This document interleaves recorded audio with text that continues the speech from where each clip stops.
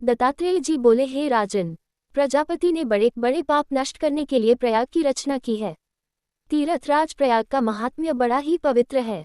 श्वेत और नील जल के संगम पर स्नान करने से प्राणी के महान पाप भी मात्र जल स्पर्श से नष्ट हो जाते हैं। गंगा जी का श्वेत जल, यमुना जी का नील जल और सरस्वती के श्वेत जल से बना ये संगम महान पुण्य देने वाला है।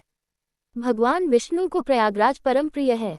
जो प्राणी यहाँ माघ स्नान करते हैं वे अनेक सुखों को भोगकर भगवान विष्णु के लोक को जाते हैं। जो इस संगम जल को स्पर्श मात्र करता है उसके पुण्यों की गणना चित्रगुप्त भी नहीं कर सकते। 100 वर्ष तक निराहार व्रत का फल केवल 3 दिन माघ मास में संगम में स्नान के बराबर होता है। माघ में नित्य स्नान का फल सूर्य ग्रहण के समय कुरुक्षेत्र में सहस्त्र तोला स्वर्ण दान के समान है। माघ में प्रयाग स्नान करने का फल सहस्त्रों राजसूर्य यज्ञों के फल से भी ज्यादा है। माघ मास में संसार भर के तीर्थ और सारी नदियां स्नान के लिए आती हैं। त्रिवेणी के जल में स्नान करने पर जन्म जन्मांतर के पाप नष्ट हो जाते हैं। गंगा जल का स्नान कुरुक्षेत्र के समान फल देने वाला है। काशी में गंगा स्नान उससे 100 गुना फल देता है।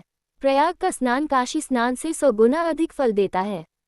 उत्तर वाहिनी गंगा यमुना का संगम दर्शन मात्र से ही महाफल देता है एवं ब्रह्महत्या जैसे पाप नष्ट हो जाते हैं। संगम स्नान करोड़ों जन्म के पापों को नष्ट करने वाला है। त्रिवेणी में स्नान करने के लिए माघ मास में ब्रह्मा, विष्णु, महेश, रुद्र, आदित्य, मरुदगण, गंधर्व, लोकपाल, यक्ष, किन्नर, मेना, हिमालय की पत्नी अन्मादी सिद्ध, ब्रह्मानी, पार्वती, लक्ष्मी, शची, अदिति, दिति, समस्त देवनारियां, नागपत्नियां, घृताची, मेनका, रंभा, उर्वशी, तिलोत्तमा एवं पितरगण इस कलिकाल में भी गुप्त रूप से स्नान के लिए आते हैं। माघ मास में त्रिवेणी में 3 दिन स्नान का फल अश्वमेध यज्ञ से कई गुना अधिक है। हे राजन, पापात्मा राक्षस की मुक्ति के हेतु कांचन मालिनी ने अपने माघ स्नान का फल दिया था।